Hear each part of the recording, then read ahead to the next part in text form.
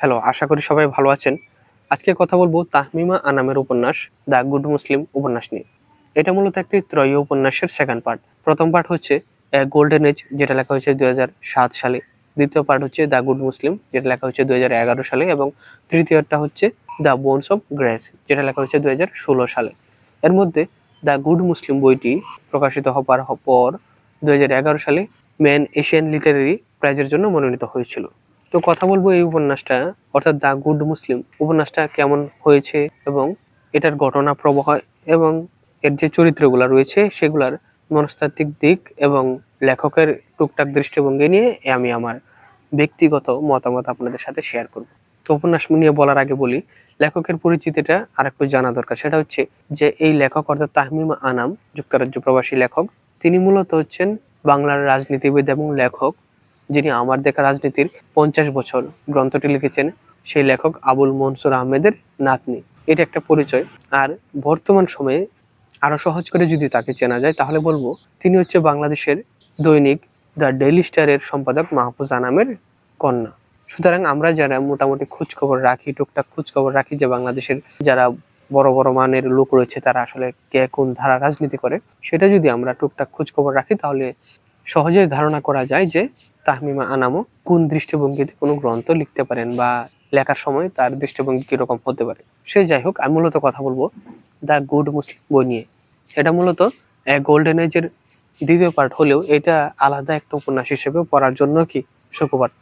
এই ত্রয়ী উপন্যাস না পড়ে জাস্ট এটা পড়লেও কি মানুষ একটা উপন্যাসের ফিল পাবে। এই উপন্যাসটা মূলত দেখানো হয়েছে যে মুক্তিযুদ্ধের পরবর্তী সময়ের বিভিন্ন ঘটনার প্রেক্ষাপটে। এর আগের যেটা গোল্ডেন এজ সেটা শেষ হয়েছিল মুক্তিযুদ্ধের সময়, এবং এখানে মুক্তিযুদ্ধের পরবর্তীতে যে সময়টা সেটা নিয়ে। এখানে উপন্যাসটা শুরু হয়েছে দুইটা প্রেক্ষাপটে। একটা হচ্ছে মুক্তিযুদ্ধের পরে, অর্থাৎ ৭১ পরবর্তী সময়কে অবলম্বন করে শুরু হয়েছে, আর একটা সাইড শুরু করেছে ১৯৮৪ সালে। এবং দুইটা সময়ের যে ব্যবধান সেটা আস্তে আস্তে গিয়ে গল্পকে এগিয়ে নিয়ে যায়। এই উপন্যাসের ঘটনাগুলা এগিয়ে নিয়ে যাওয়ার জন্য লেখক গোল্ডেন এজের যে দুইটা প্রধান চরিত্র সুহেল এবং মায়া, এই দুইটা চরিত্রকে এগিয়ে নিয়ে এসেছেন এখানে। এই উপন্যাসটা শুরু হয় সুহেলের স্ত্রী সিলভির মৃত্যুর মধ্য দিয়ে, এবং সিলভির মৃত্যুর খবর শুনে মূলত দীর্ঘদিন পর মায়া, যে বাড়িতে ছিল না, সে এখানে আসে। এবং তার পরবর্তীতে কখনো ৭১-এর পরবর্তী ঘটনা, কখনো ৮৪-র সময় যে মায়ার বাড়িতে আসা, এবং এইসব ঘটনাগুলো কিভাবে এগিয়ে নিয়ে যায় এই ব্যাপারটা নিয়ে মূলত কাহিনীগুলো এগিয়ে গিয়েছে। এই উপন্যাসের চরিত্র দুইটা আগে আরেকটু জেনে নেওয়া দরকার। এই উপন্যাসের দুইটা চরিত্র যারা সুহেল এবং মায়া, এরা হচ্ছে মূলত মুক্তিযুদ্ধের সময় স্ট্রাগল করা দুইটা লোক, ফাইট করা দুইটা লোক। সুহেল হচ্ছে যে মুক্তিযুদ্ধের পক্ষে গেরিলা যুদ্ধ করে বাংলাদেশে থেকে বাংলাদেশের মাঠে, আর অন্যদিকে মায়া যে সুহেলের বোন, সে ইন্ডিয়া চলে গিয়েছিল কলকাতায়, এবং সেখানে গিয়ে সে শরণার্থী শিবিরে মানুষের কাজ করেছে, মানুষের সেবা করেছে, এবং তারা দুইটা ভিন্ন পরিবেশে থেকে তারা মুক্তিযুদ্ধ দেখেছে এবং মুক্তিযুদ্ধের যে কষ্ট, ফাইটিং, স্ট্রাগল, এগুলো ফিল করেছে। তাহলে সহজেই তাদের মুক্তিযুদ্ধ নিয়ে চিন্তা ভাবনা বা মুক্তিযুদ্ধকে দেখার যে ভঙ্গি সেটা আলাদা হবে, এটা স্বাভাবিক। এবং পরবর্তীতে তাদের চিন্তা ভাবনা এগুলা কি আলাদা হয়ে যায়।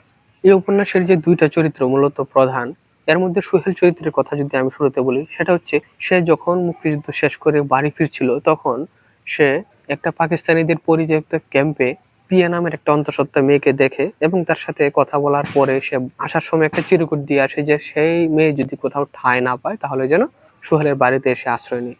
এবং সেই মেয়ে পরবর্তীতে আশ্রয় নেয় হঠাৎ করে এসে, যেহেতু সে অন্য কোথাও ঠাঁই পায় না, এবং সে বিভিন্ন মানুষের সম্মুখীন হয়ে বা ওই পরিবেশের সাথে মানিয়ে নিতে না পারার কারণে বা মানুষের কটূক্তির কারণে শেষ পর্যন্ত সে যেভাবে হঠাৎ করে এসেছিল সেভাবে হঠাৎ করে সে চলে যায়। এবং সোহেল পরবর্তীতে আবার আরেকটা মেয়ের সাথে প্রেমে পড়ে, তার সাথেও তার বিয়ে হয় না। যেখানে দেখা যায় যে তার ওয়াইফ সিলভি নাই, যে অন্তঃসত্ত্বা মেয়েটা এসেছিল পিয়া, তার সাথে হয়তো একটু ভাব ভাব হয়েছিল, সেই মেয়েও না, এবং যার সাথে প্রেমও হয়েছিল কেউ না। এবং মুক্তিযুদ্ধের পরবর্তীতে সময়ে বাংলাদেশের যে অরাজকতা, দুর্ভিক্ষ, মানুষের বিশৃঙ্খলা, রক্ষী বাহিনীর ঝামেলা, এসব বিভিন্ন সময়ের কারণে আমরা জানি যে মানুষের অর্থনৈতিক এবং মনস্তাত্ত্বিক দুই সাইডটাই কি বিপর্যস্ত ছিল। যদিও পরিচালক রক্ষী বাহিনী বা দুর্ভিক্ষের কথা আসলে এখানে ফোকাস করে নাই, ফোকাস করেছে যে মনস্তাত্ত্বিক দিকটা, যে তাদের মনস্তাত্ত্বিক দিক কি এই মুক্তিযুদ্ধ পরবর্তী সময়ে সংকটকালীন সময়ের কারণে বিপর্যস্ত হয়ে আছে। এবং সেই বিপর্যস্ত সময়ে যখন সুহেলার জীবনের কোনো মানে খুঁজে পাচ্ছে না, তখন সে অনেক ঘোরাঘুরির পর মনে করলো, ঘোরাঘুরি বলতে বাইরে বাইরে দেশে দেশে ঘোরাঘুরি না, মানে সে নিজে নিজেই মনস্তাত্ত্বিক ভাবে যে ঘোরাঘুরি বা চিন্তা ভাবনা সেগুলা করার পর তার মনে হলো যে আসলে কোথাও জীবনের মানে নাই, কোথাও জীবনে শান্তি নাই। সুতরাং সে যদি আল্লাহর কাছে আত্মসমর্পণ করে বা নিজেকে সমর্পণ করে দেয় তাহলেই শান্তি। যে কারণে সে আস্তে আস্তে ধর্মভীরু হয়ে যায় এবং সে যারা ধার্মিক লোক, নামাজ কালাম পড়ে, বিশেষত তাবলিগ করে, এদের সাথে সে চলাফেরা শুরু করে দেয় এবং তার কাছে মনে হয় যে জীবনের মানে হচ্ছে ধর্ম পালন করা, আল্লাহর কাছে নিজেকে সমর্পণ করা, এবং এভাবেই সে জীবনকে এগিয়ে নেওয়ার চেষ্টা করে। আর অন্যদিকে মায়া, যে মূলত সোহেলের বোন, সে পশ্চিমবঙ্গ থেকে মানুষের সেবা শুশ্রূষা করে দেশে আসে। দেশে আসার পর তার কাছে মনে হয় যে এখানে থেকে কি হবে। সে জীবনের মানে খোঁজার জন্য সে গ্রামে চলে যায়। গ্রামে দীর্ঘ প্রায় 7 বছরের মতন যে দরিদ্র মানুষ রয়েছে, যাদের বিভিন্ন সমস্যা রয়েছে, তাদেরকে সে সেবা করে। মূলত বলা যায় যে মানব সেবায় সে তার জীবনকে বাহিত করার জন্য চেষ্টা করে, এবং দীর্ঘ প্রায় 7 বছর সে এগুলা করে সে তার ভাই বউয়ের অর্থাৎ শিল্পীর মৃত্যুর খবর শুনেই সে দেশের বাড়িতে অর্থাৎ সোহেলের বাড়িতে আসে। আর মায়া যখন বাড়িতে আসে ততদিনে তার মেন্টালিটি আসলে ধর্মকেন্দ্রিক না, তার মেন্টালিটি হয়ে যায় যে স্বাধীন চেতা, মানব সেবায় যার প্রধান উদ্দেশ্য, অথবা যদি আর সহজে বলি যে নিজেকে মূলত মানব সেবায় সমর্পণ করে দেওয়ার মতন মেন্টালিটি নিয়ে তার জীবন বয়ে চলছিল। যে কারণে তার মধ্যে ধর্মভীরুতা বা ধার্মিক ব্যাপারগুলো নাই। সে স্বাধীন চেতা, স্বতঃস্ফূর্ত, মানব সেবায় নিয়োজিত একজন লোক হিসেবে নিজেকে গড়ে তুলেছে। সেই মায়া যখন বাড়িতে আসে, এসে দেখে যে তার যে ভাই এতদিন তার সেম মেন্টালিটির ছিল, যার মধ্যে আধুনিকতা, মানব সেবা, শিল্প সাহিত্য, রসবোধ এগুলো ছিল, সে কিভাবে আস্তে আস্তে ধার্মিক হয়ে গেল। এবং এই ব্যাপারটা মায়া মেনে নিতে পারে নাই। মায়ার কাছে মনে হয়েছে সে আসলে ভুল করছে, এবং মায়ের দৃষ্টিভঙ্গিতে সুহেল আসলে গোঁড়া ধার্মিক হয়ে গিয়েছে, যে আসলে জীবনের মানে ঠিকঠাক ভাবে বুঝতে পারছে না। আর সোহেলের কাছে মনে হচ্ছে যে নিজেকে ধর্মের কাছেই রাখলে শান্তি খুঁজে পাওয়া যাবে, এবং এই ব্যাপারটা নিয়ে আসলে তাদের মধ্যে ক্লেশ হওয়া শুরু হয়। আর এই যখনই ব্যাপারটা নিয়ে ক্লেশ হয় তখনই তাদের মা রেহানা হক মায়াকে তিরস্কার করে, যে ধর্ম নিয়ে কেন সে কথা বলতে আসে বা তার এইগুলা বলা উচিত না, এরকম তিরস্কার করে। আর এইসব যখন ক্লেশ হয় তখন তারা যে স্ট্রাগলটা ফাইটিংটা করেছিল মুক্তিযুদ্ধের সময়, সেই ব্যাপারগুলার বিভিন্ন যুক্তি মায়া উপস্থাপন করে। এর মধ্যে সোহেলকে মায়া বলে যে আমরা তো ধর্মনিরপেক্ষতার আদর্শ নিয়ে মুক্তিযুদ্ধ করেছি, তাহলে তুমি কেন ধর্মের দিকে ঝুঁকে পড়লে? সুহেলের প্রতি উত্তরে জবাব দেয় যে তুমি আমাকে কেন বাধা দিচ্ছ, আমি তো ধর্মের কাছে শান্তি পাচ্ছি। এই যে তাদের এভাবে কথাবার্তা হয় বা এই ক্ল্যাশগুলা হয়, সেগুলোর মধ্যে মুক্তিযুদ্ধের ব্যাপারটা একটা গুরুত্বপূর্ণ ব্যাপার, যে আমাদের সংবিধানে বা মুক্তিযুদ্ধের সময় ধর্মনিরপেক্ষতার ব্যাপারটা কিভাবে এসেছিল, এটা একটা ব্যাপার।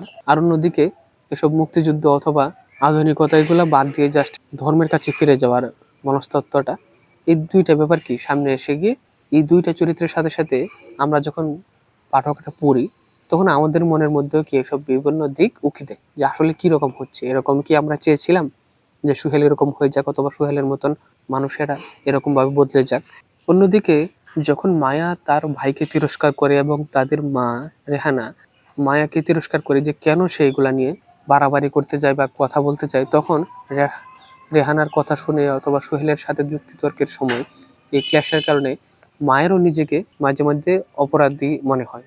যে কারণে মায়া যখন ক্ষমা চায় যে সে আসলে কি ভুল করতেছে, তার মধ্যে একটা গিলটি ফিল হয়। তখন সোহেলের কাছে যদি সে ক্ষমা চায়, তখন সোহেল বলে কি আমি কেউ না, তিনি সর্বময় ক্ষমতাশীল বা ক্ষমাশীল, তার কাছে সমর্পিত হলে ক্ষমা পাওয়া যায়। তার পরবর্তীতে দেখা যায় যে সুহেল ধর্মের কাছে নিজেকে সমর্পণ করেছে, আর অন্যদিকে মায়া সমাজ সেবার মধ্যে নিজেকে সমর্পণ করেছে। দুইজন দুই সাইডে গিয়ে নিজেকে সমর্পণ করে জীবনের মানে খোঁজার চেষ্টা করেছে। এই উপন্যাসটার মধ্যেই মূলত এই 80-র দশকের বা মুক্তিযুদ্ধ পরবর্তী সময়কালীন থেকে 80-র দশকের যে যুদ্ধ পরবর্তী ছায়ায় কোন একটা ফ্যামিলির, অর্থাৎ এইখানে সুহেল মায়া এদের যে ফ্যামিলি, পারিবারিক বন্ধন, তাদের যে মানসিক ক্লেশ, মনস্তাত্ত্বিক চিন্তা ভাবনার এদিক সেদিক হয়ে যাওয়া, এই ব্যাপারটা নিয়েই তৈরি করা হয়েছে উপন্যাস, যেটার নাম হচ্ছে দ্য গুড মুসলিম। এই উপন্যাসটা লেখার জন্য লেখক টাঙ্গাইল, ময়মনসিংহ, ঢাকার বেশ কিছু মুক্তিযোদ্ধার সাথে কথা বলেছেন। এছাড়া তিনি ঢাকার গুলশান, ধানমন্ডি এলাকার এবং শহীদ মিনারের কথাও তিনি উল্লেখ করেছেন।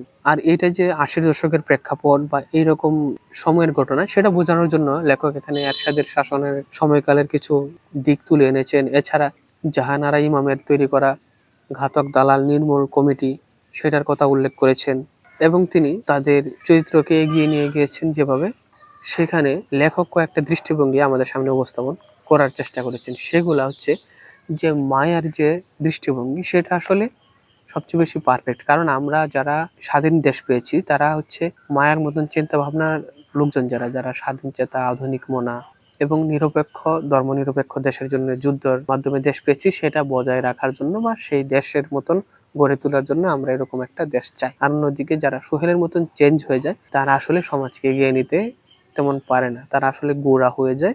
ধর্মের কাছে গিয়ে তারা আধুনিকতা বা সমাজ সেবার ব্যাপারগুলা তারা এগিয়ে নিতে পারে না। এই ব্যাপারগুলো মূলত দেখানো হয়েছে।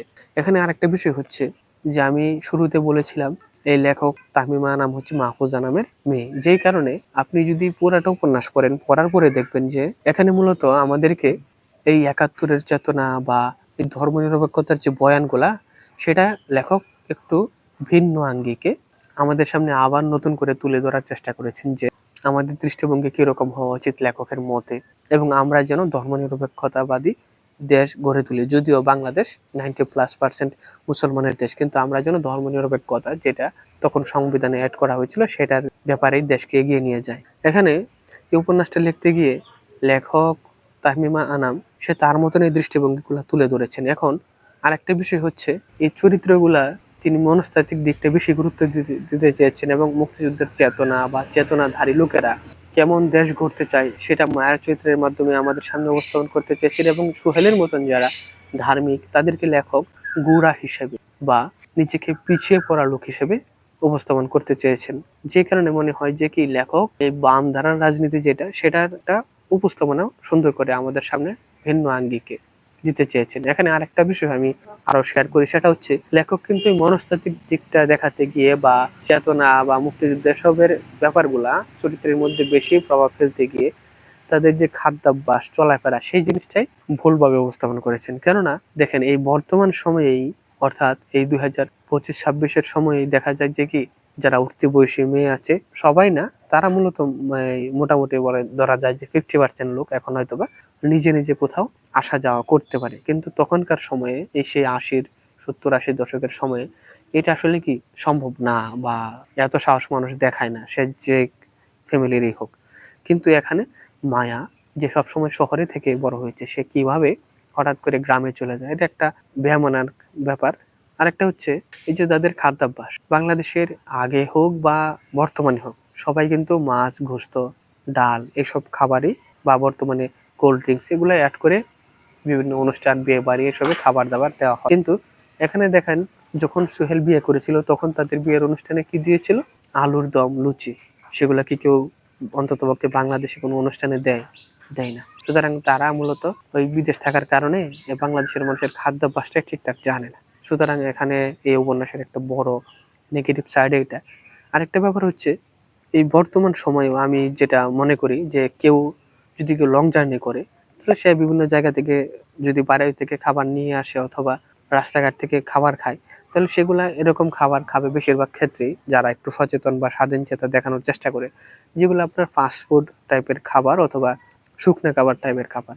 কিন্তু সে কখনোই কি সবার সামনে নিঃসংকোচে, মানে যদি মেয়ে মানুষ হয় তাহলে ওই বুক ফুলিয়ে বা বেশি নিজেকে বেশি আধুনিকতা বাদী দেখাতে গিয়ে ফুলকপি ভাজি দিয়ে রুটি খাওয়ার মতন কাজ করবে না। মানুষ বেশিরভাগ ক্ষেত্রে কি ডাল বা বিভিন্ন ভাজি দিয়ে রুটি খায়, ফুলকপি ভাজি দিয়ে নর্মালি খায় না, এখনো তেমন খায় না। সুতরাং সে 80-এর দশকে এরকম দেখাচ্ছে যে একজন মেয়ে রাজশাহী থেকে আসছে ঢাকার দিকে, আর সে এসে এরকম ফুলকপি কপি ভাজি দিয়ে রুটি খাচ্ছে ট্রেনে বসে সবার সামনে নিঃসংকোচে।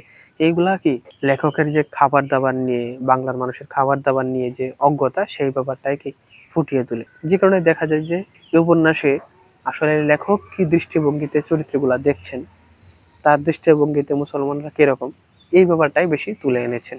প্রকৃতপক্ষে মুসলমানরা কেমন সেটা যদি জানতে তিনি চাইতেন, তাহলে শুধু মুক্তিযোদ্ধা না অথবা শুধু তিনি কি খান এগুলা না, আম পাবলিক মানুষেরা কি খান বা রিয়েলি মানুষেরা বিভিন্ন অনুষ্ঠানে কি খায় এগুলা কি দেখার জন্য তিনি চেষ্টা করতেন। এবং মুক্তিযুদ্ধের সময় রিয়েলি যারা মুক্তিযুদ্ধ ছিল তারা আসলে কিরকম চিন্তা ভাবনা করেছে সে ব্যাপারটা কি আরো খতিয়ে দেখার চেষ্টা করেছেন। আর একটা ব্যাপার আমি লাস্ট বলে, সেটা হচ্ছে দ্য গুড মুসলিম এরা মুসলিমরা হোক আর যে ধরনের মুসলমানরা হোক, এরা আসলে কিরকম মুসলিম ভালো না মন্দ সেটা যারা ডিসাইড করে তারা তাদের দৃষ্টিভঙ্গিতে করে। যেমন মনে করেন যে আমেরিকান বা ইউরোপিয়ানরা কিরকম মুসলিমকে পছন্দ করে, যাদের মধ্যে যে যাদের মধ্যে পুরুষালী ভাব আছে, অথবা যারা প্রয়োজনে ফাইট করতে প্রস্তুত, এরকম মুসলিমদেরকে পছন্দ করে না। যেমন করে ইরান আফগানিস্তানের মুসলমানদেরকে আমেরিকা পছন্দ করে না। আমেরিকা কাদের পছন্দ করে? যারা তাদের মতন তাদের কথা মতন চলে, যাদের মধ্যে এরকম দরকার হলে আমি ফাইট করবো, এরকম যারা মুসলমান তাদেরকে তেমন পছন্দ করে না। আবার আপনারা যদি দেখেন ইরানের দৃষ্টিতে, আফগানিস্তানের দৃষ্টিতে গুড মুসলিম কারা? যারা প্রয়োজনে ফাইট করতে পারে, ও সবসময় বিলাই হয়ে থাকবে এরকম না। যেই কারণে বলা যায় যে কি, এই গুড মুসলিমটা আসলে কেমন হবে সেটা কারা দেখতেছে, এরা তাদের মতো নির্ধারণ করে। আর যদি প্রকৃতপক্ষে গুড মুসলিম হতে হবে এটা কেউ জানতে চায়, তাহলে অবশ্যই কি ধর্ম নিয়ে ভালো জ্ঞান রাখতে হবে। এই ছিল আমার কথা। আর উপন্যাস নিয়ে আমার এই কথার মধ্যে যারা এগ্রি করেন বা ডিসএগ্রি করেন, অথবা ভিন্ন মত থাকতে পারে, সেগুলা যদি শেয়ার করতে চান তাহলে কমেন্টে জানাতে পারেন। এবং বিভিন্ন বই নিয়ে তথ্য পেতে, রিভিউ পেতে এবং আপডেট পেতে আমাদের সাথেই থাকুন। আজকে তাহলে পর্যন্ত, সবাইকে ধন্যবাদ।